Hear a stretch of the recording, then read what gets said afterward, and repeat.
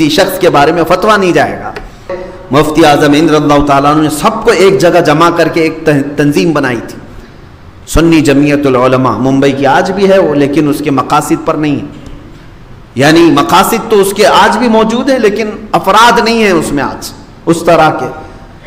اسی سنی جمعیت العلماء میں آپ کو میں بتاؤں مفتی اعظم ہند ہیں، ماررہ شریف سے سید العلماء ہیں، کچھوچا شریف سے محدث اعظم ہند ہیں، مراد آباد سے صدر الافاضل نعیم الدین مراد آبادی ہیں، پیلی بھیت سے شیر بیش اہل سنت حشمت علی خان صاحب قبلہ ہیں، گھوسی کے حضور صدر الشریعہ ہیں، اکابرین وقت سب مفتی اعظم ہند کے پرچم تلے سب کو جمع کر کے رکھا گیا تھا، اور سب کے اوپر ایک کیسا کنٹرول تھا جانتے ہیں؟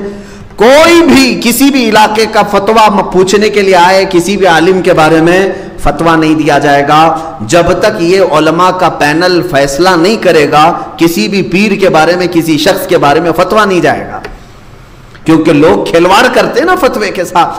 یہ مفتی اعظم ہند رضی اللہ تعالیٰ عنہ کے بڑے کاموں میں سے ایک تھا، سنیت کو ایک جا جمع کرنے کے لیے، ایک پلیٹ فارم پر رکھنے کے لیے انہوں نے اپنی پوری زندگی قربان کی ہے۔ کئی معاملات ایسے آتے ہیں کہ آپسی فقہی اختلافات ہوتے ہیں، فقہی اختلافات میں بھی مفتی اعظم ہند رضی اللہ تعالیٰ عنہ نے ہمیشہ لوگوں کو صلح کرانے کی کوشش فرمائی۔ اگر تھوڑے بہت کئی معاملات لگتے، یہ پیر صاحب اور وہ پیر صاحب کے درمیان کچھ بھی معاملات ہیں، مفتی اعظم ہند رضی اللہ تعالیٰ عنہ اس میں ایسا رول ادا کرتے، دونوں کو دعوت دیتے، دونوں تشریف لائیں، اور تنہا ان کے درمیان بیٹھ کر کے ان کی جب تک صلح نہیں ہوتی، یہاں تک کہ میں نام نہیں ذکر کر رہا ہوں، دو بڑی شخصیات تھیں، دونوں کے درمیان اختلاف سننے کو آیا، دونوں کو مفتی اعظم ہند رضی اللہ تعالیٰ عنہ نے ممبئی بلایا، بڑے بڑے پیر صاحب تھے، جو کچھ بھی تھے ان کے سب بیٹھ کر کے سنا، اور دونوں کے درمیان صلح کرانے کا طریقہ کیا تھا جانتے؟ اللہ اکبر، مفتی اعظم ہند رضی اللہ تعالیٰ عنہ دونوں کو بٹھائے، اس کے بعد عصر کی نماز میں ایک پیر صاحب کو آگے بڑھائے، خود بھی اور وہ دوسرے کو بھی کہا ہم اقتدا میں نماز پڑھیں گے، مغرب میں وہ دوسرے کو آگے بڑھایا اور کہا اب آپ پڑھائیں گے اور یہ پیچھے نماز پڑھیں گے، دونوں کو ایک ایک وقت کی امامت کراتے، اس وقت تک دونوں کو چھوڑتے نہیں جب تک ہر کوئی اپنے جس سے مخالفت ہو اختلاف ہو اس کے پیچھے نماز نہ پڑھ لے۔ نماز پڑھنے کے بعد پھر مفتی اعظم ہند دعا کر کے بھیجتے، آپ ان کے مقتدی ہیں وہ امام ہیں، اور آپ ان کے مقتدی ہیں اور وہ آپ کے امام ہیں۔ یہ صلح کرانے کے طریقے دیکھیں، میرے آقا صلی اللہ تعالیٰ علیہ وسلم کی امت کا درد جسے ہے وہ اختلافات کو ہوا دینے کے لیے نہیں بلکہ اس کو سلجھانے اور بجھانے کی کوشش کرتے ہیں۔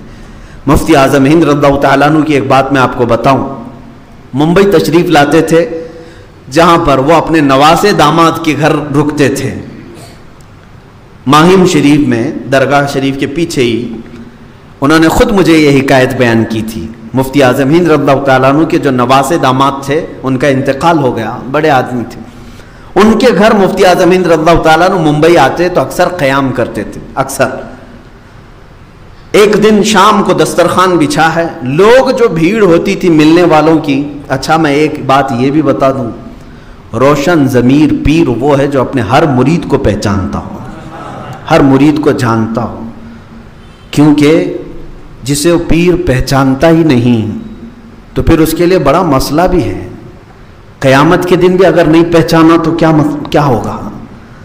دنیا میں نہیں پہچان رہا ہے، قیامت کے دن بھی نہیں پہچانا تو یہ کس کے بھروسے کھڑا رہے گا؟ بیعت جو کرتا ہے بندہ اس نیت سے کہ اگر قیامت میں ڈوبنے لگوں تو پیر تو سنبھال لے گا۔ مفتی اعظم ہند کی خصوصیت تھی کہ وہ میں بیچ میں ایک بات کہہ کر کے آگے بڑھتا ہوں، ماہم شریف کی بات بتاتا ہوں، میرے والد گرامی خود اس بات کے گواہ ہیں، حضرت علامہ محمد ابن حسن اللہ ان کی قبر پر رحمت نازل فرمائے، اپنے علاقے والے جانتے ہیں، آج ہی ہمارے آصف بھائی کہہ رہے تھے کثرت سے ان سے ہمارے والد سے ملاقاتیں سب کے یہاں پر جانتے ہیں۔ سن 1963 میں 63 میں جامعہ اشرفیہ مبارک پور میں میرے والد پڑھتے تھے، پڑھنے کے زمانے میں مفتی اعظم ہند آئے تھے، تو بچپن میں طالب علمی کے زمانے میں مفتی اعظم ہند کے ہاتھ پر بیعت ہو گئے، سارے شاگرد جو پڑھ رہے تھے سب بیعت ہو رہے تھے. بریلی شریف کے بڑے حضرت آئے ہیں, مفتی اعظم ہند آئے ہیں, اعلیٰ حضرت کے شہزادے آئے ہیں, ان کے ہاتھ پر سب بیعت. کیونکہ مبارک پور جامعہ اشرفیہ کے جو بانی ہیں حافظ ملت, جو مبارک پور کے جامعہ اشرفیہ کے فاؤنڈر ہیں, وہ مفتی اعظم ہند کی بڑی قدر کرتے تھے اور اپنے سارے بچوں کو بتاتے تھے کہ جب بھی وہ تشریف لائیں تو سب تم لوگ بیعت ہو جاؤ. ان سے بیعت ہونے میں تمہارا عقیدہ بھی محفوظ رہے گا, عمل بھی محفوظ رہے گا.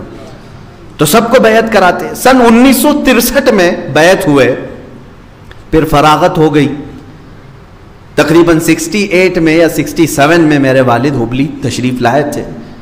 جب وہ جوان تھے یہاں پر خدمات بھی انجام دیتے رہے, اور تقریباً 70 کے بعد یعنی 73 میں یا 75 میں, ایگزیکٹ ڈیٹ معلوم نہیں, لیکن تقریباً 10 سال کے بعد ہبلی میں بھی کوئی کانفرنس ہونے والی تھی جب مفتی اعظم ہند یہاں تشریف لائے بریلی شریف سے. اس میں بڑے بڑے علماء آئے تھے ہبلی میں. غالباً یہ حضرت محدث اعظم ہند کچوچوی رحمۃ اللہ تعالیٰ علیہ کا عرس تھا یا ان کی یاد میں ایک کانفرنس تھی یہاں پہ, اس میں بڑے بڑے اکابرین آئے تھے.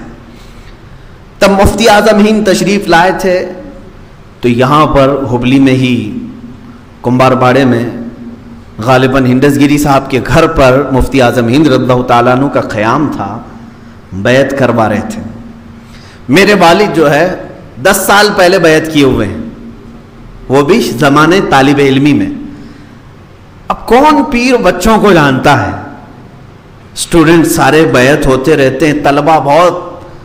لیکن جب مفتی اعظم ہند یہاں آئے تو ہمارے والد کئی لوگوں کو لا کر کے بیعت کرانے کے لیے بٹھائے. اس میں عورتیں بھی تھیں, مرد بھی تھے. ان سب کو جب بیعت کرا رہے تھے مفتی اعظم ہند رضی اللہ تعالیٰ عنہ, ہمارے والد دروازے کے پاس کھڑے تھے. تو مفتی اعظم ہند نے بیعت کرانے سے پہلے جب پڑھانے لگے تب کہنے لگے, مولانا آپ دوبارہ بیعت کیوں نہیں کر لیتے؟ جبکہ کوئی تعلق نہیں ان 10 سال کے درمیان, کوئی ایسا خط و کتابت کا سلسلہ نہیں, کوئی فون نہیں. اور میرے والد فرماتے تھے کبھی مجھے یہ پتہ بھی نہیں تھا کہ مفتی اعظم ہند پہچانتے ہوں. 10 سال پہلے مدرسے میں پڑھنے والا ایک بچہ مرید ہوا ہے, اس دن مجھے احساس ہوا کہ یہ روشن ضمیر ہے, ہر مرید کو جانتے ہیں.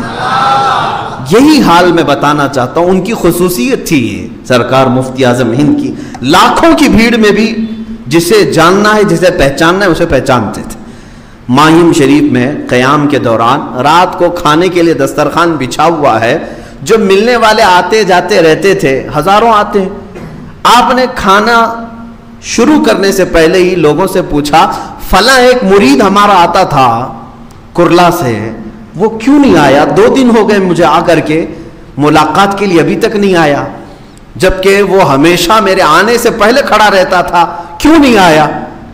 اب سنیے لوگوں نے کیا کہا, حضور چھوڑیے اس کو, وہ وہابی ہو گیا ہے, وہابی ہو گیا ہے, چھوڑیے اس کو, اب ہمارے مجمع میں بھی آنا جانا نہیں اس کا.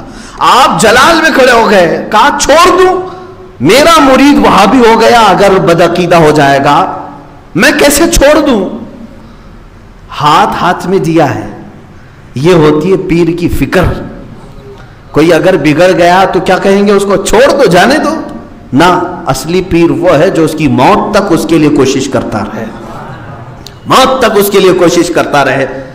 مفتی اعظم ہند رضی اللہ تعالیٰ نے فرمایا فوراً اس کو بلاؤ. لوگ آپس میں چیمی گوئیاں کرنے لگے, اس کی کیا حیثیت ہے, اس کو بلائیں گے ہم. وہ ایک عام آدمی تھا, تجارت کرتا تھا, تاجر آدمی تھا. مفتی اعظم ہند نے دیکھا کہ یہ لوگ کوئی بھی بلانے کے لیے پس و پیش کر رہے ہیں, دسترخوان چھوڑ کے اٹھ گئے. اپنے ڈرائیور کو بلایا, خادم کو, گاڑی نکالو, گھر کے باہر گاڑی ہے. اب جب آپ کو جلال آتا تو کسی کو بات کرنے کی جرت بھی نہیں تھی. سامنے موجود لوگوں سے پوچھا, کیا اس کا پتہ جانتے ہو, کس گھر میں رہتا ہے؟ ایک صاحب نے کہا حضور میں جانتا ہوں. کہا چلو, لے کر کے گاڑی چلے. رات کا وقت ہے. کرلا کے آج بھی اگر آپ جائیں گے, ایک علاقہ ہے کپاڑیا نگر کہیں, وہاں پر پرانی ایک ندی بہتی ہے, اس کو میٹھی ندی کہتے ہیں. اس کے باہر جو ہے سلم ایریا, جھوپڑ پٹی تھے پہلے, اب تو سب ٹوٹ گئے. جھوپڑ پٹی, سب پترے کے گھر بنائے ہوئے. وہاں گاڑی جا کر کے روک دیا ڈرائیور نے, اور راستہ بتانے والے نے کہا کہ حضور اسی میں اندر گلی میں اس کا ایک گھر ہے، آپ یہاں گاڑی میں تشریف رکھیں، میں جا کے لاتا ہوں۔ آپ فوراً گاڑی سے اتر گئے۔ میں خود چلتا ہوں اس کے گھر، میں اس کے گھر چلتا ہوں۔ لوگ روکتے رہے، مفتی اعظم ہند رضی اللہ تعالیٰ عنہ گاڑی سے اتر گئے، اور جب جانے لگے تو کیچڑ تھا، کیچڑ پورے پیروں میں آ گیا۔ شہزادہ اعلیٰ حضرت کی بات کر رہا ہوں، جس کی ایک جھلک کے لیے لوگ بے قرار رہتے تھے۔ وہ کیچڑ میں چلتے ہوئے اس گلی کے اندر گئے، اور جب گھر جو ہے بہت چھوٹا اندر تھا، وہاں پہنچے اور لوگوں نے دستک دی، دروازہ اسی شخص نے کھولا جو آپ کا مرید تھا۔ جیسے ہی وہ گھر کے باہر مفتی اعظم ہند کو دیکھا، اس کا بدن کانپنے لگ گیا۔ کہا کہ حضور میرے گھر تک کیسے تشریف لائے؟ تو مفتی اعظم ہند رضی اللہ تعالیٰ عنہ نے صرف اتنا فرمایا، سنا ہے کہ تو ہم سے روٹھا ہوا ہے، میں تجھے منانے آیا ہوں۔ اللہ اکبر! جب کوئی یہ کہے، میرے عزیزو، یہ عادتیں ہیں مصطفیٰ کریم صلی اللہ علیہ وسلم کی۔ اگر کوئی فجر کی نماز میں نہیں آتا تو میرے آقا اس کے گھر تک چلے جاتے تھے، معلوم تو کر کے آؤں اس بندے کے ساتھ کیا ہوا ہے۔ صحابہ کو لے کر کے چلے جاتے، کہیں بیمار تو نہیں، آج مسجد کیوں نہیں آیا؟ اگر بیمار تھا تو عیادت ہو جاتی، اور بیمار نہیں تھا، ویسے ہی سویا تھا تو شرم کے مارے دوبارہ کبھی نہیں سوئے گا کہ میرے گھر پوچھنے کے لیے مجھے آ جائیں گے۔ یہ سنت مصطفیٰ ہے۔ مفتی اعظم ہند رضی اللہ تعالیٰ عنہ کی اتنی بات سن کر کے وہ کپڑے پہنا، جلدی سے بھاگتا ہوا آیا، قدموں کو پکڑا۔ آپ نے فرمایا چلو میرے ساتھ چلو، گاڑی میں بیٹھو۔ لے کر کے آئے، دسترخوان ویسے ہی بچھا ہوا تھا۔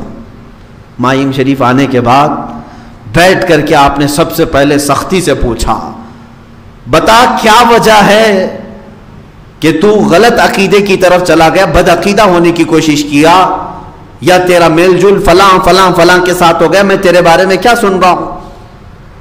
تو اس نے ڈرتے ہوئے کہا کہ حضور بات صرف اتنی ہے، تجارت کرتا ہوں تو تجارت میں لین دین میں سب کے ساتھ معاملات ہوتے رہتے ہیں، بس اس سے زیادہ میرا دلی لگاؤ کسی سے نہیں، میں آج بھی اہل سنت و جماعت پر، بس تجارت کے معاملات میں لین دین میں معاملات ہوتے ہیں حضور، لیکن یہ سارے لوگ، یہ جتنے مرید ہیں، انہوں نے سب مجھے دھکا دے کر کے الگ کر دیا، صرف میری اتنی بات کو لے کر کے انہوں نے مجھے کہا کہ تو بدعقیدہ ہو گیا ہے، تو وہابی ہو گیا ہے، تجھے اہل سنت و جماعت سے نکار دیا گیا ہے، یہ سب باتیں انہوں نے کہہ کر کے مجھے نکال دیا، واپس مجھے آنے کی ہمت نہیں ہوئی، اسی لیے سرکار آپ کی بارگاہ میں نہیں آ سکا۔ مفتی اعظم ہند رضی اللہ تعالیٰ عنہ نے پھر سارے مجمع کو سمجھایا، کہا کہ رسول کریم صلی اللہ تعالیٰ علیہ وسلم کی ایک عادت کہ ایک بار ایک یہودی کا جنازہ جا رہا تھا، حضور صلی اللہ تعالیٰ علیہ وسلم بیٹھے ہوئے تھے، کھڑے ہو گئے، کس کا جنازہ جا رہا ہے؟ یہودی کا، کھڑے ہو گئے، اور حضور اکرم صلی اللہ علیہ وسلم کی آنکھوں میں غم کے آثار نظر آئے، آنسوں کی تھے۔ صحابہ نے کہا یا رسول اللہ صلی اللہ علیہ وسلم، وہ یہودی ہے، کافر ہے، اس کا جنازہ جا رہا ہے۔ آپ نے فرمایا میں اس کو جانتا ہوں، پہچانتا ہوں، مجھے غم اس بات کا ہے، کاش اس کی زندگی میں اس تک ایک بار بھی پہنچا ہوتا اور اس کو دعوت دین دیا ہوتا، شاید وہ میرے دین کو قبول کر لیتا اور آج جنت کی طرف جا رہا ہوتا۔ میں اس کی زندگی میں اس تک نہیں پہنچ سکا، مجھے اس بات کا افسوس ہے۔ وہ اللہ کے نبی صلی اللہ تعالیٰ علیہ وسلم اس بات کا غم رکھتے تھے کہ میں ہر ایک تک پہنچوں، ہر ایک کو ایمان ملے، اور تم لوگوں نے اپنی جماعت میں سے کسی ایک کو ایسے کیسے خارج کر دیا؟ وہ بھی مفتی اعظم ہند کے ہاتھ پر ہاتھ دیا ہوا شخص، اس کو نکال کر باہر کر دیا کہ سنی نہیں ہے۔ مفتی اعظم ہند رضی اللہ تعالیٰ عنہ نے سب کو تنبیہ کی اور کہا کہ ان معاملات میں جب بھی ایسی کوئی بات آئے، علماء اور مفتیان اعظام کے سامنے رکھیں، خود سے کسی کو فتوے دے کر نہ نکالیں۔ سختی کے ساتھ جب آپ نے فرمایا، اور پھر اس شخص کو بھی تنبیہ کی کہ معاملات کیا ہیں، موالات کیا ہیں، کس حد تک آپ غیر مسلمین سے تعلقات رکھ سکتے، یہ سارے اصول سمجھائے، اور پھر اس سے کہا کہ عہد کرو کہ اہل سنت و جماعت پر مضبوطی سے قائم رہوں گا۔ اس نے کہا حضور اس سے میں بال برابر بھی نہیں ہٹوں گا، بس تجارت کے معاملات تھے اس لیے میں چلا گیا۔ یہ تھا فکر امت جس کو کہتے ہیں مفتی اعظم ہند رضی اللہ تعالیٰ عنہ کی۔ یہ نہیں کہ نکالنے کے لیے جلدی سے جلدی نکال دیں، اتنے سارے سب خارج ہو گئے. کوئی اگر لگ بھی رہا ہے اس طرح سے کہ یہ گمراہ ہو رہا ہے، اس کے پیچھے محنت کرنا ہم سب کی ذمہ داری ہے. کیوں؟ اس لیے کہ کیا وہ امت مصطفیٰ میں ہے یا نہیں. اگر وہ امت مصطفیٰ میں ہے تو کیا ایسے کو جہنم میں جاتے ہوئے دیکھنا آپ کو اچھا لگے گا؟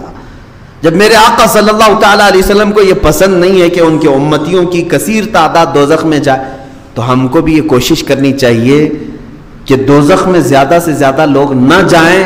اس پر محنت کرنے کی ضرورت ہے. مفتی اعظم ہند رضی اللہ تعالیٰ عنہ کی یہ معاملات تھے. عزیزان گرامی وقار، آپ کے تقوی کا حال اگر میں بتاؤں تو شاید وہ سچی بات ہے جو حضور تاج الشریعہ کہہ گئے علیہ الرحمت والرضوان. تاج الشریعہ کے نانا تھے، سگے نانا مفتی اعظم ہند. بات سمجھ رہے نا؟ مفتی اعظم ہند کی سب سے بڑی جو صاحبزادی تھی، ان کے بیٹے تھے حضور تاج الشریعہ. اور تاج الشریعہ کا نسب دونوں طرف سے بھی اعلیٰ حضرت کو ملتا ہے. اعلیٰ حضرت کے بڑے بیٹے حامد رضا خان اور چھوٹے بیٹے مفتی اعظم ہند. مفتی اعظم ہند کی بیٹی اور حامد رضا خان رحمۃ اللہ علیہ کے بیٹے، ان دونوں کا آپس میں نکاح ہوا اور ان دونوں کے نکاح سے تاج الشریعہ پیدا ہوا. یعنی نانا مفتی اعظم ہند ہیں ان کے، اور دادا حجت الاسلام ہے. اور دونوں طرف سے بھی اعلیٰ حضرت جو ہے، نانا کی طرف سے بھی ہیں، دادا کی طرف سے بھی ہیں. بہرحال جو فرمائے اپنے نانا کے متعلق حضور تاج الشریعہ رحمۃ اللہ تعالیٰ نے، وہ بالکل برحق بات ہے. کہا متقی بن کر دکھائے اس زمانے میں کوئی ایک میرے مفتی اعظم کا تقوی چھوڑوں گا. اس تقوی کو پہنچ ہی نہیں پائیں گے آج لوگ. ان کی محفل کا حال کیا ہوتا تھا جانتے ہیں آپ؟ مفتی اعظم ہند رحمۃ اللہ علیہ کی ان کی محفل میں کوئی بغیر ٹوپی کے آ نہیں سکتا. اتنے سخت تھے ان معاملات میں. ٹوپی پہننا واجب اور فرض نہیں، لیکن اتنی چھوٹی چیز کو بھی وہ ضائع نہیں ہونے دینا چاہتے. خاندان کے معاملات ایسے تھے، اللہ اکبر. خاندان میں نکاح کی تقریب تھی ان کے گھر میں، رشتہ داری میں. تو جہاں سے بارات آئی تھی، دولہے والوں میں سے 2 لوگ ایسے تھے جن کی داڑھی نہیں تھی. اس پر اتنے سخت ہوتے تھے. مفتی اعظم ہند رضی اللہ تعالیٰ نے اسی وقت کھڑے ہو گئے، کہا کہ میں اس رشتے کو ناپسند کرتا ہوں. جہاں میرے آقا صلی اللہ تعالیٰ علیہ وسلم کی سنت کا پاس نہیں رکھا جاتا، وہ میرے گھر کی بیٹی کا کیا خیال کریں گے. اتنے سخت تھے ان معاملات میں. اور محفل میں، اسی لیے تو میں کہہ رہا ہوں ان کے تقوی کو نہیں پہنچ پائیں گے. محفل میں اگر کوئی چائے دینے والا بھی بغیر داڑھی والا ہوتا تو اس کو ہاتھ نہیں لگاتے تھے. اس طرح کا پورا معمول پوری زندگی چلا ہے ان کا. ایسا نہیں کہ مریدوں کے سامنے. اور ایک بار ان کے شاگردوں میں، خلفاء میں بڑے بڑے علماء ہیں. ان کے خلیفہ ہیں علامہ قمر الزمان خان صاحب، مفکر اسلام.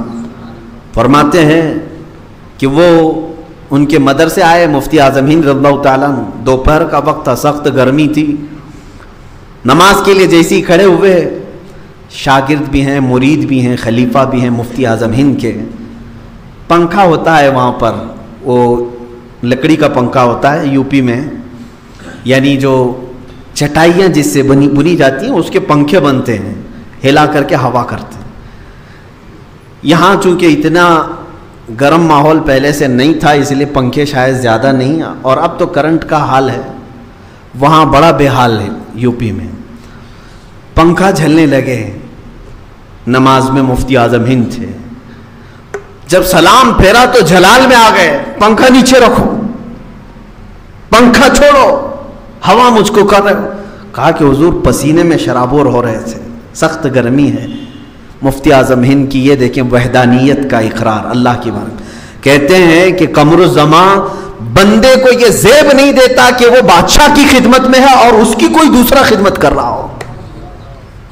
خادم جب بادشاہ کی خدمت میں لگا ہو اور خادم کی اگر کوئی دوسرا خدمت کرے تو یہ بادشاہ کی شان کے خلاف ہے.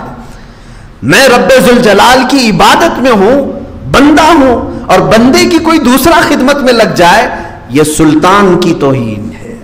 بادشاہ اعظم کو زیب نہیں دیتا.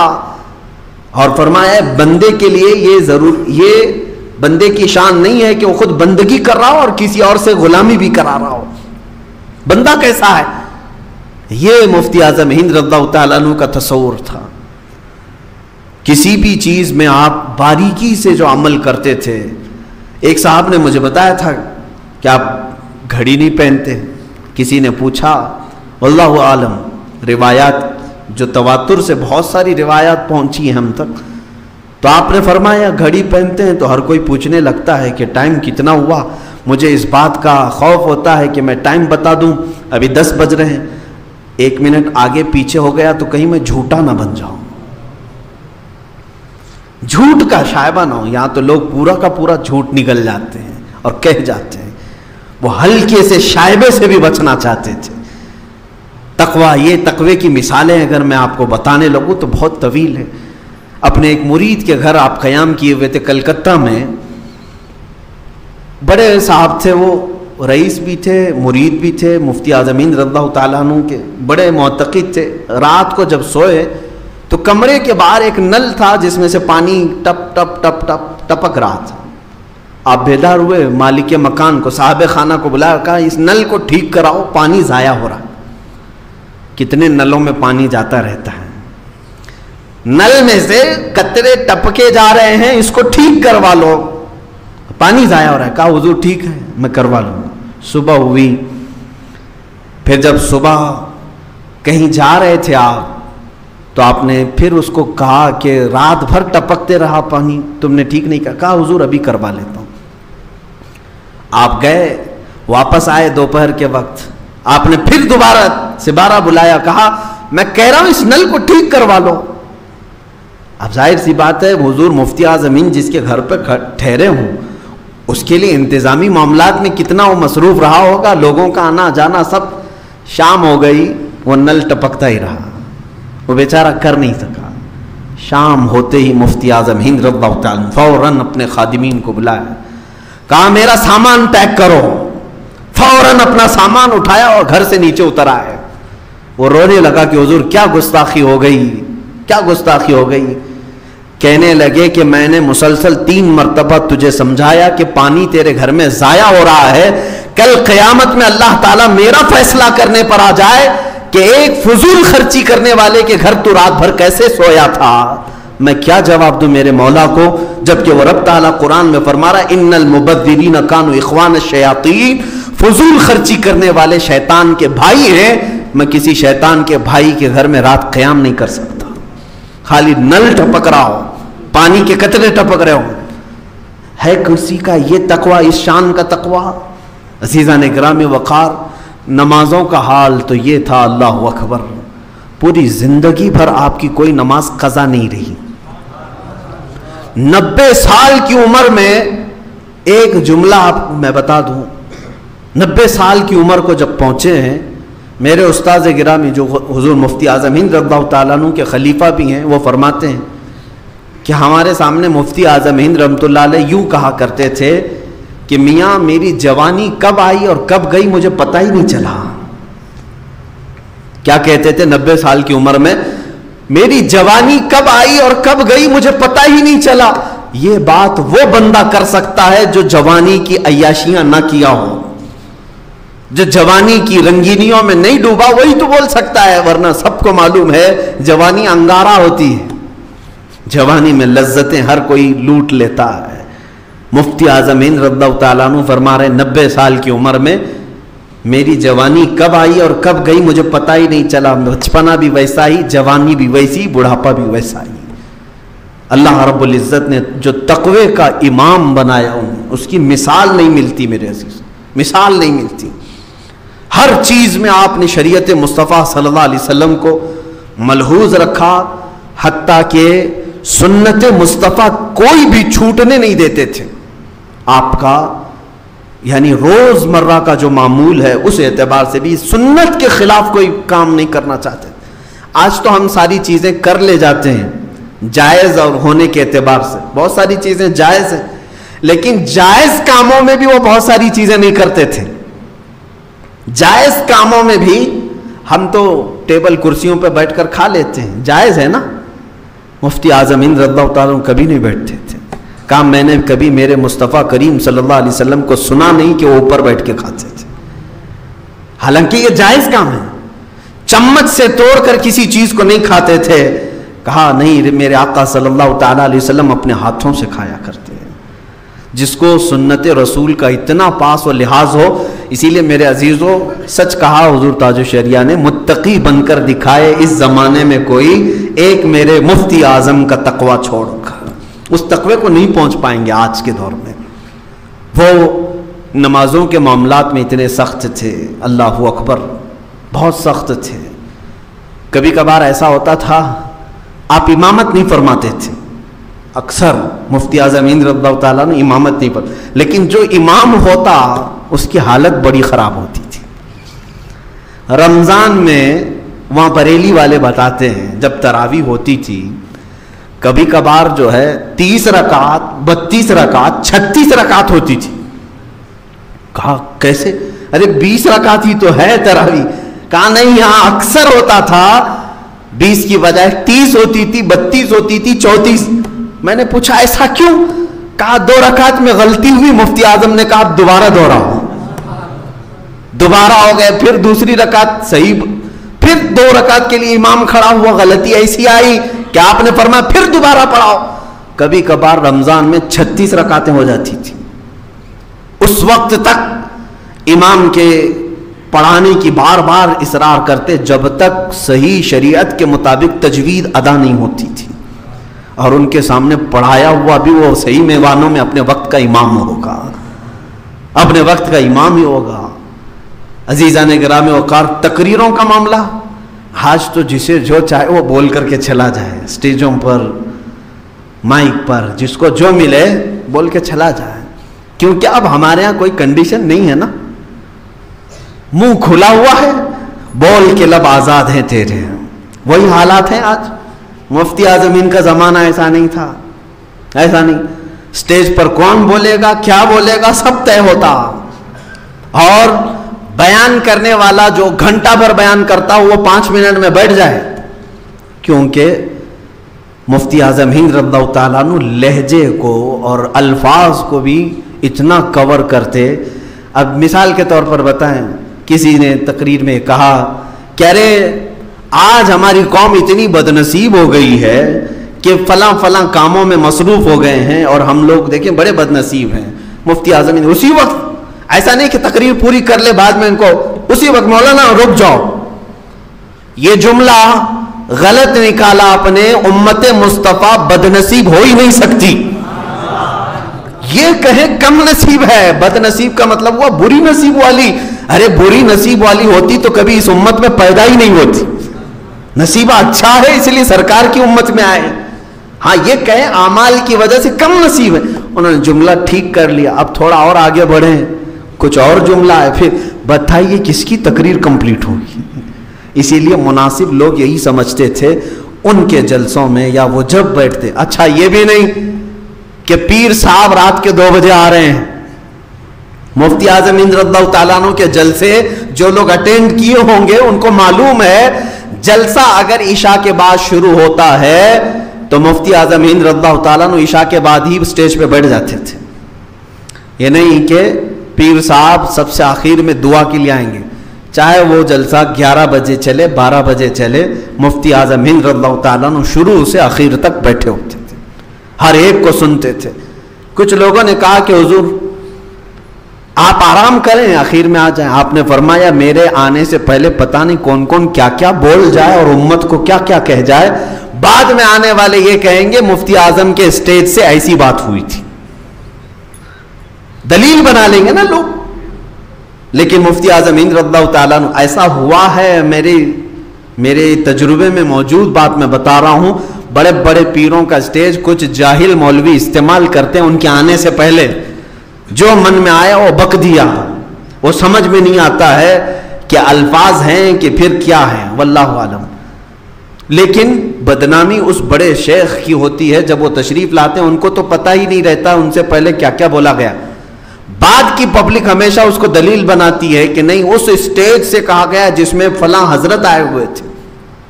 مفتی اعظم ہند رضی اللہ تعالیٰ عنہ اس پر بڑی توجہ فرماتے تھے، बड़ी तवज्जो फरमाते थे। नमाज के मुतालिक मैं अगर आपको बताऊं, देखिए सही मानों में पीर कौन होता है, फिर पीरों की बात आए तो मुझे बोलना पड़ता है। अभी चंद दिनों पहले काफ़ी दुर्गत बनाई थी हमने। देखें ये बातें कड़वी ज़रूर हैं उनके लिए जो झूठे हैं, और जो सच्चे लोगों के साथ हैं उनके लिए बात कड़वी नहीं है, बल्कि उनके ईमान में और इजाफा होगा। हाँ, आप सुने, तवज्जो से सुने इस बात को। पीर कौन है? पीर है कि पैर है? दोनों में फर्क कुछ भी नहीं है। पीर भी जो लिखा जाता है उर्दू में आप देखें सेम लिखा है, पे है, या है, रे है, पढ़ने में सिर्फ थोड़ा फर्क है।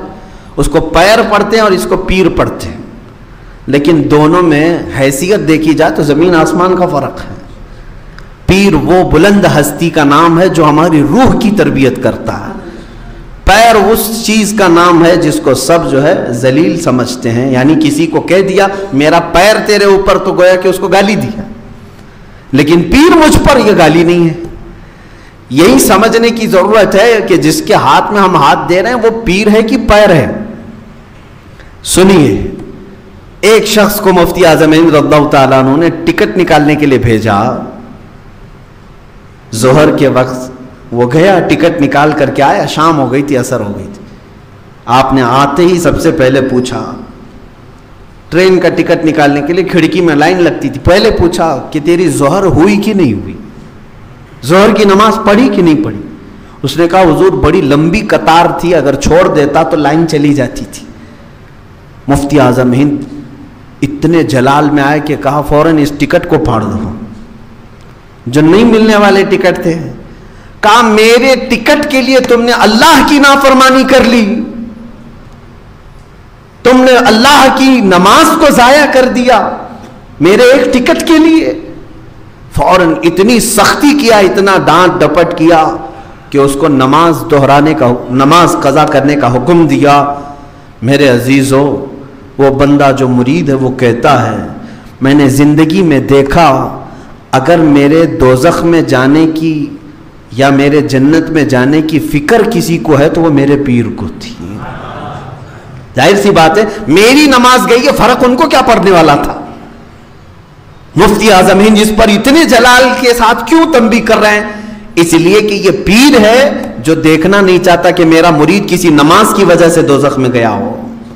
पीर वो होना चाहिए जो अपने हर मुरीद को शरीयत का पाबंद बना दे, अपने हर मुरीद को इतनी ताकीद करे, इतनी तलकीन करे कि वो शरीयत मुस्तफ़ा पर गामजन हो जाए और नमाजों का पाबंद हो जाए। अल्हम्दुलिल्लाह आज भी आप देखेंगे मुफ्ती आजम हिंद के मुरीदों में अक्सर अल्हम्दुलिल्लाह बाअमल नजर आएंगे।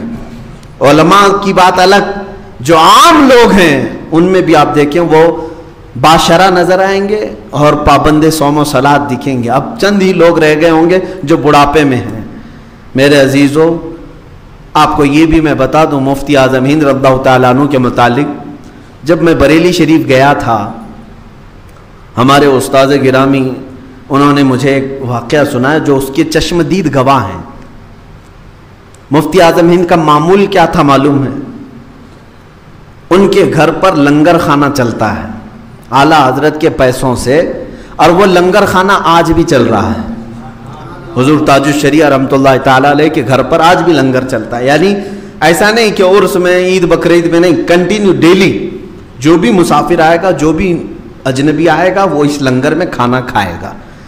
अभी बहुत सारे लोगों को मालूमात नहीं होती हैं, लेकिन वो लंगर है आज भी। मुफ्ती आजम हिंद का मामूल ये था कि रात के वक्त आपका दस्तरखान उस वक्त तक नहीं बिछाया जाता जब तक दो ऐलान करने वाले आपके खुद रखे हुए थे मुफ्ती आजम हिंद के। पूरे मोहल्ले में वो ऐलान करते थे कि सारे लोग खा चुके, सारे लोग खा चुके, सारे लोग खा चुके, वो ऐलान करते।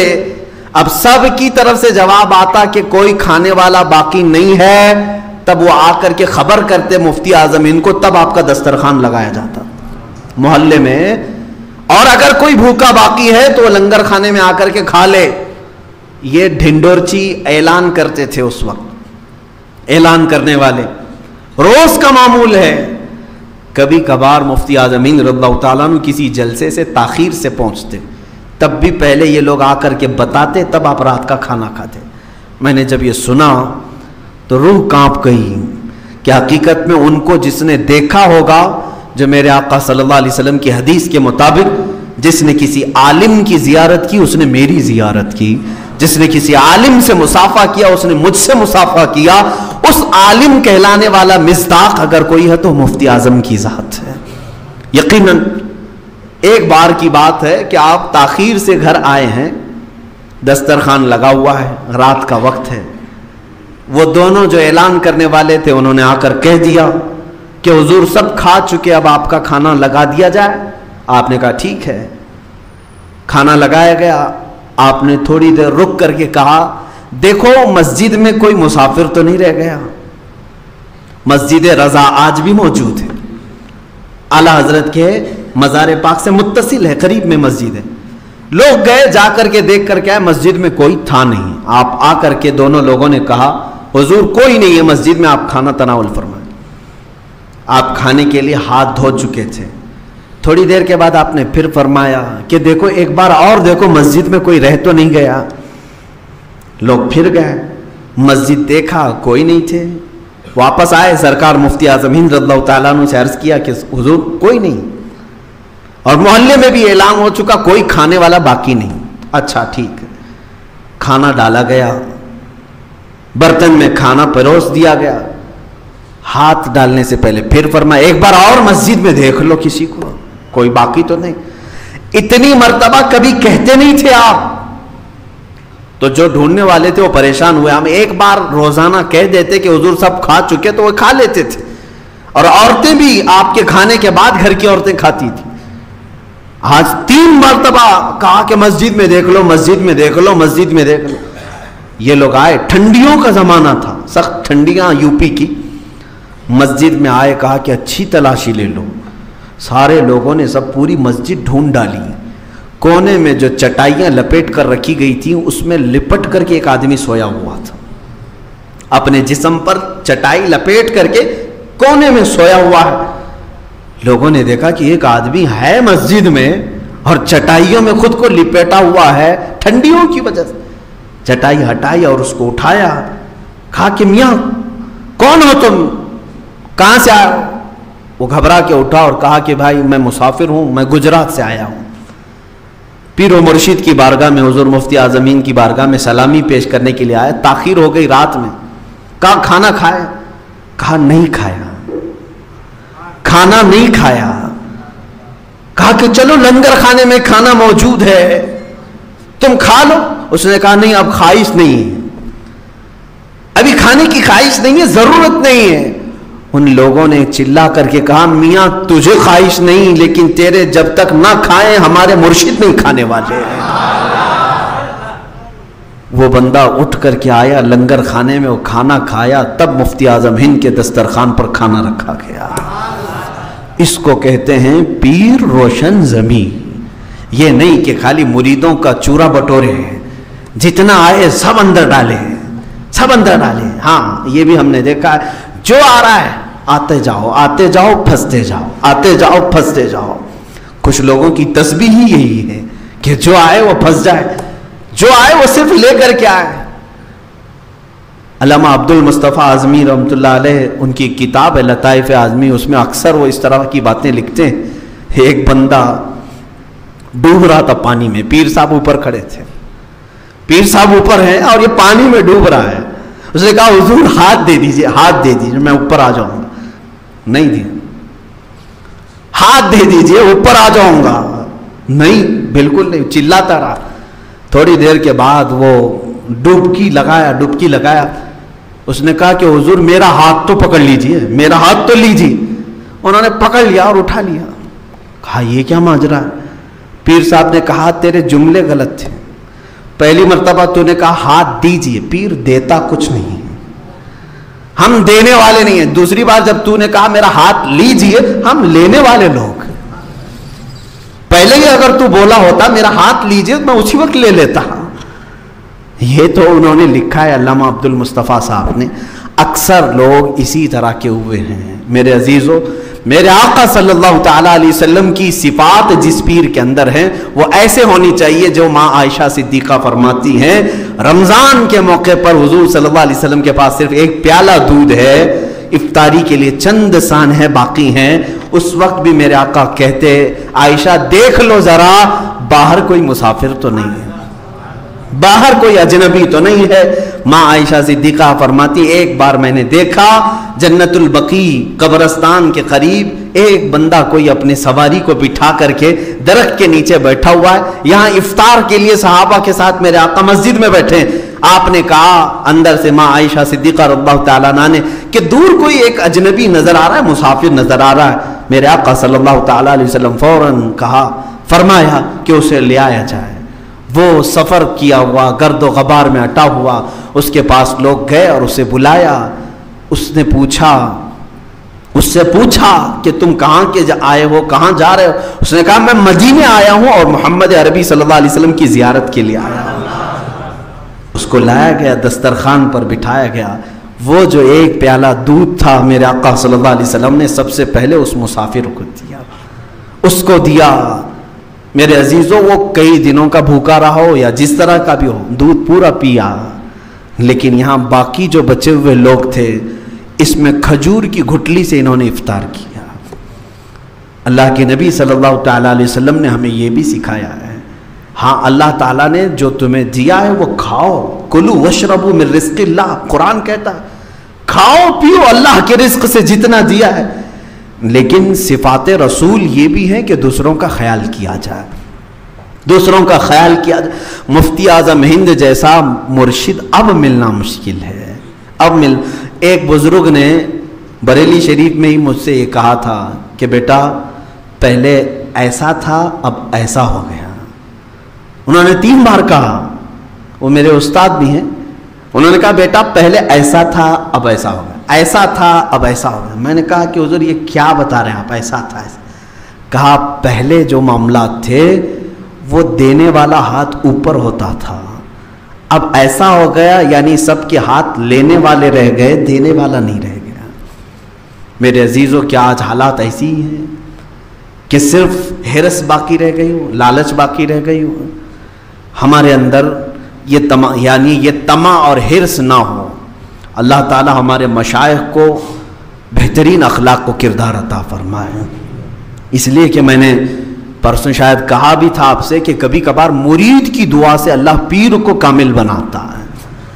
ہوتا یہی ہے کہ پیر کی دعا سے مرید اچھا ہوگا، یہ مشہور ہے، لیکن کبھی کبھار ایسا بھی ہوتا ہے کہ مریدین کی دعا سے اللہ پیر کو بھی صالح بنا دیتا ہے، اس کے اخلاق اچھے کر دیتا ہے۔ ہم سب دعا کریں اللہ تعالی ہمارے سروں پر اچھے اکابر اور اچھے مشائخ کا سایہ دراز فرمائے، جن کی زندگی میں ہم سنت مصطفیٰ کو دیکھ سکیں اور ان کو دیکھ کر کے ہم اپنے جینے کا سلیقہ سمجھ سکیں۔ یہ سرکار مفتی اعظم ہند رضی اللہ تعالیٰ عنہ کے متعلق چند باتیں تھیں، بس انہی باتوں پر میں اختتام کرنا چاہوں گا کہ اللہ تعالیٰ نے اس خاندان کو یہ شرف عطا کیا ہے بریلی شریف کے، جو مسلسل 150 سال سے ہندوستان کے سنیوں کی سربراہی کر رہے ہیں، 1-2 سال نہیں، 150 سال ہو گئے۔ فتوے کا قلم آج بھی بریلی شریف کے پاس موجود ہے نا، سب جانتے ہیں۔ آج بھی بر صغیر کا حال یہ ہے کہ بریلی سے فتویٰ آ گیا تو اس کو سمجھتے ہیں بہت بڑی بات۔ یہ جو اللہ تعالیٰ نے اس خاندان کو انعام و اکرام عطا کیا ہے، یہ ان کا تقوی بھی ہے، ان کی پرہیزگاری بھی ہے، ساتھ میں عشق رسول بھی ہے۔ آخر 2 چند اشعار مفتی اعظم ہند رضی اللہ تعالیٰ عنہ کے پیش کرتا ہوں۔ اندازہ کرو میرے عزیزو، جسے اللہ نے علم سے نوازا ہو، تقوی سے نوازا ہو، آپ کا حال یہ تھا کہ کئی ایسے ضرورت مند لوگ آتے، دلوں میں کیا کیا حالات لے کر کے آپ ان کو محسوس کر لیتے تھے۔ الہ آباد سے ایک غیر مسلم، نان مسلم ہے، وہ چلا تھا، مفتی اعظم ان کی بھیڑ بھاڑ کو دیکھ کر کے، گرو جی آئے ہوئے ہیں میں بھی چلوں میں بھی چلوں، وہ چلتے چلتے کچھ بات کرنا چاہتا تھا، موقع ہی نہیں ملا، بریلی شریف تک وہ آ گیا، ان کا پیچھا کرتے ہوئے بریلی شریف تک آ گیا۔ راوی بتاتے ہیں کہ مفتی اعظم ہند رضی اللہ تعالیٰ عنہ بریلی پہنچے تو فوراً اپنے گھر میں گئے اور ایک تعویذ لکھی اور لے کر باہر آئے، اس شخص کو بلایا جو غیر مسلم تھا، کہا ادھر آؤ. اس کو بلا کر کے آپ نے اس کو ایک تعویذ دیا, کہا کہ تیرے گھر میں اولاد نہیں, اللہ تجھے اولاد عطا کرے. وہ ان کے ہاتھ پر اسلام قبول کیا. وہ کہتا ہے میں الہ آباد سے نکلا تھا اسی بات کے لیے کہ برسوں ہو گئے میرے گھر میں اولاد نہیں تھی. یہ جو صفت ہے یہ اللہ کے حبیب صلی اللہ علیہ وسلم کی کامل محبت سے آتی ہے. کامل محبت جب بندہ کرتا ہے تو اللہ اس کے دل میں ضرورت مند لوگوں کے خیالات, ضروریات کو اس کے دل میں ڈال دیتا ہے. مثال کے طور پر میں آپ کو بتاؤں, میں مسجد سے باہر نکل رہا ہوں, یہاں پر سینکڑوں لوگ ہیں, کسی ایک ہی کو میں بلایا, مجھے معلوم نہیں, اور میں نے اس کو نکال کر کے 100 روپے دیے, کہا لے جاؤ اللہ تمہاری ضرورتیں پوری کرے. اتفاق ایسا کہ اسی بندے کو 100 روپے کی ضرورت تھی اور اس کے گھر میں کچھ بھی نہیں تھا. دیکھنے میں تو ایسا لگے گا کہ کیا ان کو مولانا کو علم غیب تھا, میرے گھر میں کچھ بھی نہیں تھا اور انہوں نے 100 روپے مجھے پکڑایا برابر ٹائم پہ. میرے عزیزو, اس کو میں علم غیب نہیں کہتا. اللہ رب العزت کی طرف سے ایسا انتظام ہے کہ کچھ ضرورت مند لوگوں کے ضروریات کے متعلق اللہ کسی کے بھی دل میں بات ڈالتا ہے, کسی کے بھی دل میں بات ڈال. وہ آپ کے دل میں غیب سے یہ اللہ تعالیٰ ڈالتا ہے کہ فلاں کو دے دو, اور پھر اسی کو آپ دیتے ہو جس کو اللہ تم تک پہنچایا ہوا ہے. مفتی اعظم ہند رضی اللہ تعالیٰ عنہ کے ساتھ ایسا کثرت سے ہوا ہے, کثرت سے ہوا. اچھا, بہرائچ شریف کی ایک بات میں بتاؤں کہ لوگ جوک در جوک کھڑے رہتے تھے تعویذ کے لیے, تعویذ کے لیے. میں نے سنا ہے, اچھا مفتی اعظم ہند رضی اللہ تعالیٰ عنہ تعویذ بھی لکھتے تھے اور عمل کے میدان میں آپ بہت ہی پرہیزگاری اور بہت اعلیٰ درجے کو پہنچے ہوئے تھے. میرے والد گرامی کو حضور مفتی اعظم ہند رضی اللہ تعالیٰ عنہ نے کئی عملیات کی اجازت بھی تھی اور ان کا خط بھی آیا تھا میرے والد کو اجازات کے ساتھ. لیکن خود مفتی اعظم ہند کیا لکھتے تھے, آج میں بھی ضرورت مند لوگوں کو تعویذ دیتا ہوں. تعویذ میں قرآنی آیات ہوتی ہیں, قرآنی آیات ہیں, اور جو بزرگوں سے ثابت دعائیں ہیں وہ ہم لکھ کر کے دیتے ہیں. شفا تو اللہ ہی کی طرف سے, ڈاکٹر بھی گولی دیتا ہے لیکن شفا نہیں دیتا, شفا اللہ کی طرف سے. ہم تعویذ دیتے ہیں, یہ نہیں ہے کہ میری تعویذ جو ہے جادو ہے, ابھی لے کے گیا ابھی گھر میں ایسا ہو گیا, نہ. ہم جو ہے آپ کو کچھ چیز دیے ہیں اللہ کی ذات سے امید رکھ کر کے کہ مولا اگر چاہے تو میں کنکر بھی دوں, شفا اسی کی طرف سے. مفتی اعظم ہند رضی اللہ تعالیٰ عنہ خود جو تعویذ لکھتے تھے کیا, اب مثال کے طور پر میں کوئی آیا اولاد کے لیے, اس کے لیے ایک الگ تعویذ ہے, آیات الگ ہے. کوئی شوہر بیوی کے جھگڑے ہیں اس کے لیے الگ ہے, شریر بچے ہیں ان کے لیے کچھ الگ ہے. عملیات کے میدان میں سب تعویذیں الگ. لیکن مفتی اعظم ہند رضی اللہ تعالیٰ عنہ کے پاس کئی طرح کی شکایتیں لے کر کے لوگ آنے والے, اور سب کی تعویذ میں صرف درود پاک. بیمار ہے درود شریف, بسم اللہ الرحمن الرحیم لکھا, درود شریف لکھا. اولاد نہیں ہے, بسم اللہ الرحمن الرحیم درود شریف لکھا. شادی نہیں ہو رہی, رشتے نہیں ہو رہے, بسم اللہ الرحمن الرحیم درود شریف لکھا. سب کے لیے ہی. لیکن جب کسی دوسرے کو اجازت دیتے تھے وہ عملیات سب دیتے تھے. آپ سے آپ کے خلیفہ نے پوچھا کہ حضور ہر بیمار کو صرف درود ہی؟ انہوں نے کہا میاں یہ تعویذ تو ایک ذریعہ ہے, تعویذ تو ایک ذریعہ ہے سامنے والے کے دل کی تسلی کے لیے.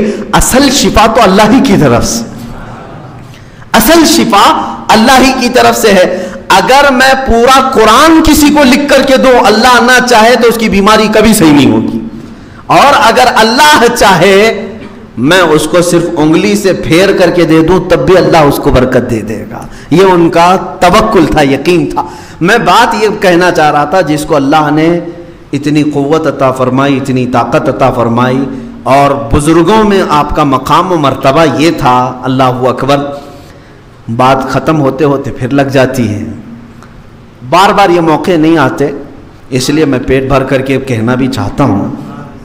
بریلی شریف میں ایک صاحب فرماتے ہیں کچرے کے ڈھیر پر ایک کوئی دیوانے بیٹھے ہوئے تھے. مجذوب جو ہوتے ہیں نا اللہ کی یاد میں, جو اپنی عقل فنا کر چکے, ان کو مجذوب کہتے ہیں. لیکن ایرے غیرے کو مجذوب نہیں کہنا. کچھ لوگ آج جو ہے چرسی, موالی, گجیڑی سب کو جو ہے مجذوب ہے, مجذوب ہے, پیچھے پڑ گئے ہیں. ایک بات یہ بھی میں بتا دوں آپ کو، کوئی مجذوب اگر دکھ بھی جائے تو امت کو یہ نہیں حکم ہے کہ ان کے پیچھے پیچھے لگ جائے. مجذوب کی پیروی کرنے کا حکم نہیں، سالک کی پیروی کرنے کا حکم ہے. مجذوب کون ہوتا ہے؟ عقل فنا ہو گئی، دیوانہ ہو گیا اللہ کی یاد میں، اب اس پر سے نماز بھی معاف ہے، روزے بھی معاف ہے، شریعت ختم ہو گئی. عقل نہ ہو تو شریعت نہیں ہے نا، عقل ختم ہو گئی، شریعت نہیں ہے ان کے اوپر. عاقل لوگوں پر، عقل والوں پر ہی شریعت ہے، ان کی عقل ختم ہو چکی ہے، وہ مجذوب ہیں. وہ اللہ رب العزت بہتر جانتا ہے ان کے اور اللہ کے تعلقات کیا ہیں، لیکن امت کو جس کا عقل سلامت ہے سب کو کہا گیا ہے کہ تم مجذوبوں کے پیچھے نہ پڑو ورنہ تم دین سے ہاتھ دھو بیٹھو گے. وہ نماز نہیں پڑھ رہے پھر بھی زبان میں تاثیر ہے، تم کو ایسا لگے گا نماز سے کچھ نہیں، ان کے پیچھے چلو. یعنی تم شریعت کے معاملات چھوڑ کر کے ان کے پیچھے چلے جاؤ. تمہیں حکم ہے سالک. سالک کہتے ہیں وہ اللہ کا ولی جو ہوش و حواس میں شریعت پر قائم ہے، اور اللہ کا ولی ان کے پیچھے چلنے کا تمہیں حکم ہے. بریلی شریف میں ایک مجذوب تھے، وہ خالی ایک لنگوٹ پہنے ہوتے، یعنی چھوٹی سی تہبند جو ہے، ایک کپڑا، اور باقی پورا بدن ننگا. کچرے کے گھوٹ ایک ڈھیر پر بیٹھے رہتے تھے. ایک صاحب وہاں سے گزر رہے تھے، وہ مرید تھے سرکار مفتی اعظم ان کی. اس مجذوب نے بلایا، اے ادھر آؤ. کہاں جا رہا ہے؟ انہوں نے کہا میں بڑے مولانا صاحب کے پاس جا رہا ہوں، مفتی اعظم ان کے پاس. انہوں نے کچرے کے ڈھیر میں کاغذ کا ایک ٹکڑا پڑا تھا، اسے اٹھایا، انگلی میں یوں یوں یوں یوں کیا اور کہا جا تیرے بڑے مولانا کو دے دے. وہ لے کر کیا ہے، دیوانہ مجذوب آدمی، کچھ بھی نہیں، انگلی سے یوں گھمایا اور دے دیا. کہتے ہیں میں لے کے آیا، محفل میں بیٹھا مفتی اعظم ہند رضی اللہ تعالیٰ عنہ کے. تھوڑی دیر کے بعد میں نے دل میں سوچا دوں بھی کہ نہیں دوں، کہیں میرا مذاق نہ ہو جائے. کچرے میں بیٹھا ہوا دیوانہ کاغذ پہ انگلی پھرا کے دے دیا. جب سب لوگ چھٹنے لگے تو اس مرید نے کہا حضور فلاں کچرے کی ڈھیر پر وہ جو ایک صاحب بیٹھتے ہیں انہوں نے ایسے ایسے لکھ کر کے آپ کو کچھ دیا ہے. مفتی اعظم نے دیکھا کوڑا کاغذ ہے، کچھ بھی نہیں، آگے پیچھے کچھ نہیں. لیکن اس کو دیکھ کر کے مفتی اعظم مسکرائے. اپنی انگلی سے انہوں نے بھی یوں ہی کہا کہ جاؤ انہی کو واپس دے دو. وہ ایک طرف سے دیوانے ہیں لیکن یہاں تو پورے ہوش و حواس والے ہیں. انہوں نے بھی وہی کیا. وہ لے کر کے صاحب گئے اور وہ جو کچرے کے ڈھیر پر ابھی تک وہ انتظار کر رہے تھے، جا کر کے یہ چٹھی ان کو دی کہ بڑے مولانا نے آپ کو دی. یہ جیسے دیا انہوں نے اپنی لنگی کھولی، لنگوٹ نکال دیا، پورا بدن برہنا اور نکل کر بھاگنے لگے. ہو گیا میرا مسئلہ، ہو گیا میرا مسئلہ، اس طرح کہتے ہوئے بھاگنے لگے. وہ لنگوٹ بھی وہیں پڑی ہوئی تھی. ان کو سمجھ میں ہی نہیں آیا کیا تھا دونوں کے درمیان. وہ پریشان تھے. اسی لیے کہتے ہیں مجذوبوں کے پیچھے نہ جاؤ نہیں تو تم پاگل بن جاؤ گے. چند لمحوں کے بعد وہ پھر واپس مفتی اعظم ان کے پاس آئے، کہا کہ حضور آپ نے کیا گھمایا معلوم نہیں، وہ تہبند کھول کے بھاگ گئے، لنگی کھول کر بھاگ گئے. سرکار مفتی اعظم ہند رضی اللہ تعالیٰ عنہ نے جواباً فرمایا اب وہ تمہیں نہیں ملیں گے کبھی، اب وہ تمہیں کبھی نہیں ملیں گے. وہ مجذوب تھے اور قطبیت کے مقام کو پہنچے ہوئے تھے. اللہ رب العزت کے ایک ولی ہیں. انہوں نے مجھ سے یہ سوال کیا تھا، مفتی صاحب اللہ کی یاد میں جو بندہ ساری دنیا چھوڑ چکا ہو، اللہ کی یاد میں جو بندہ ساری دنیا چھوڑ چکا ہو، دنیا کی اگر کوئی چیز اس کے جسم پر ہے تو ایک تہبند ہے، کیا تمہاری شریعت وہ تہبند بھی اتارنے کی اجازت دیتی ہے؟ شریعت اس بات کی اجازت دیتی ہے. مفتی اعظم ہند رضی اللہ تعالیٰ عنہ نے کہا میں نے جواب میں یہ لکھا جس نے کل دنیا چھوڑی ہو اور جس کی عقل بھی نہ ہو اس کے لیے نہ تہبند کی ضرورت ہے نہ کسی کپڑے کی ضرورت ہے. میں نے جواب میں یہ لکھا، انہوں نے تہبند کھولی اور چلے گئے. یہ اہل اللہ کے درمیان کے معاملات ہیں. میرے عزیزو شریعت کی یہاں پر باریکی سمجھانے کے لیے مجھے پھر اور لمبا وقت چلے گا کہ ایسا کیسا مسئلہ ہے کہ کسی کو ننگا ہونے کا حکم دیا جائے. یہ ان لوگوں کے لیے ہے جو جذب کے عالم میں ہیں، وہ دنیا کی کوئی چیز نہیں پسند کرتے. اعلیٰ حضرت کے زمانے میں ایک مجذوب تھے، اعلیٰ حضرت کے زمانے میں وہ ہمیشہ برہنہ رہتے تھے. ایک دن ایک دن سنا ہے کہ وہ کپڑے پہن کے آ گئے جب اعلیٰ حضرت آنے لگے، یا پھر کسی ایک دوسرے بزرگ کے متعلق یہ بات مشہور ہے، جنازے میں وہ کپڑا پہن کر کے آئے، جنازہ تھا بزرگ کا، وہ کپڑا پہن کر کے آئے. لوگوں نے کہا بابا جی آپ لنگے رہتے تھے، آج کپڑا پہن کے آئے. کہا پہلی مرتبہ کسی زندے کے سامنے آیا ہوں تو شرم تو آئے گی. بات سمجھا؟ جنازہ ہے، جنازے میں یہ آج پہلی بار کپڑا پہن کے آئے ہیں جو زندگی بھر ننگے رہتے تھے. لوگوں نے کہا بابا جی آج کہاں سے کپڑے آ گئے تمہارے بدن پر؟ تو انہوں نے کہا پہلی مرتبہ ایک زندے کے سامنے آیا ہوں جس کی وجہ سے میں بدن چھپایا ہوں. باقی سب تم لوگ تو سب مردے ہو، تم کو سے کیا بدن چھپاؤں؟ یہ مجذوب لوگوں کی باتیں ہیں میرے عزیزو. بہرحال سرکار مفتی اعظم ہند کا ایک مقام تھا کہ وقت کے قطب بھی اور مجذوب بھی ان سے فتویٰ پوچھا کرتے تھے، ان سے مسائل شریعت دریافت کرتے. بہرحال سرکار مفتی اعظم ہند کو اللہ نے یہ سارے انعامات دیے تھے، لیکن ان کا ایک شعر جو ہے یہ ہمیں تڑپا دیتا ہے. اگر میں وہ شعر پڑھوں تو سارے لوگوں کا غرور، تکبر، گھمنڈ سب فنا ہو جانا چاہیے. میں کسی کھیت کا مولی نہیں ہوں، میری کوئی حیثیت نہیں جو آج میں کھڑا ہوں. میں شاید مجمع کا سب سے کمتر آدمی ہوں. مفتی اعظم ہند جب یہ بات کہتے ہیں، میرے اعمال سیاہ نے کیا جینا دو بھر، میرے اعمال سیاہ نے کیا جینا دو بھر، زہر کھاتا تیرے ارشاد نے کھانے نہ دیا. ان کے کون سے اعمال سیاہ تھے جو زندگی میں یہ کہہ رہے ہیں 90 سال کی عمر میں کب جوانی آئی کب گئی پتہ ہی نہیں چلا. وہ بزرگ جب بارگاہ رسالت مآب صلی اللہ علیہ وسلم میں نعت لکھ رہے ہیں تو یوں کہہ رہے ہیں میرے اعمال سیاہ نے کیا جینا دو بھر، یا رسول اللہ زہر کھاتا تیرے ارشاد نے کھانے نہ دیا. میرے عزیزو یہاں ہمارے تو گناہوں پر گناہ ہیں، لیکن ہم یہ کہتے ہیں ہم بڑے پاک لوگ ہیں. دوسروں کے گناہ سب کے نظر آتے ہیں، اپنے کسی کو نظر نہیں آتے. دوسرا شعر میرے مفتی اعظم ہند کا یہ ہے، آپ نے یہ نہیں کہا کہ ہزاروں لوگ میرے ہاتھ پر توبہ کر چکے ہیں. ہزاروں نہیں، میں اگر سچ بات بتاؤں مفتی اعظم ہند کے چہرے کو دیکھ کر لاکھوں لوگ توبہ کرتے تھے، گناہوں سے توبہ کرتے تھے. وہ جب یہ رسول پاک صلی اللہ علیہ وسلم کی بارگاہ میں نعت لکھ رہے ہیں تو یوں کہتے ہیں میرے اعمال کا بدلہ تو جہنم ہی تھا. اللہ اکبر. اس کو کہتے ہیں عاجزی اور انکساری. مفتی اعظم ہند فرما رہے میرے اعمال کا بدلہ تو جہنم ہی تھا، میں تو جاتا میرے سرکار نے جانے نہ دیا. یعنی کل ملا کر کے انہوں نے کیا کہا، ہماری زندگی پر اگر کوئی چیز قیامت کے دن شفاعت کا سبب بن سکتی ہے تو میرے مصطفیٰ کی ذات ہے. کبھی یہ نہ سمجھنا کہ میں بہت بڑا متقی ہوں، میں بہت بڑا پرہیزگار ہوں، بہت بڑا عالم ہوں، میرے ساتھ ہزاروں لوگ توبہ کر چکے. یہ غرور اور گھمنڈ کبھی کسی کو نہ آئے. مفتی اعظم ہند رضی اللہ تعالیٰ عنہ جو عاجزی اور انکساری کرتے تھے وہ بہت کم لوگوں میں دیکھنے کو ملی ہے. اسی لیے آپ نے مشہور جو آپ کی نعت ہے، تو شمع رسالت ہے عالم تیرا پروانہ، اس نعت کے اخیر کا جو شعر لکھا تھا انہوں نے اس کو حضور تاج الشریعہ رحمۃ اللہ علیہ نے بدل لیا تھا. اعلیٰ حضرت رضی اللہ تعالیٰ عنہ کے اس صاحبزادے مفتی اعظم ہند نے کہا تھا، ان کا شعر تھا مفتی اعظم ہند کا، وہ تو شمع رسالت کی نہ، یہ حضور تاج الشریعہ نے لکھا ہے. اس سے پہلے مفتی اعظم ہند یوں کہتے تھے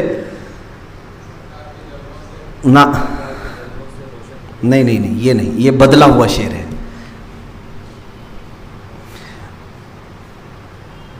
ویراں ہیں دل نوری. مفتی اعظم ہند رضی اللہ تعالیٰ عنہ یہ فرماتے ہیں کہ آباد اسے فرما ویراں ہیں دل نوری. ابھی یاد آ گیا، ویسے شعر و شاعری زیادہ نہیں آتی ہے.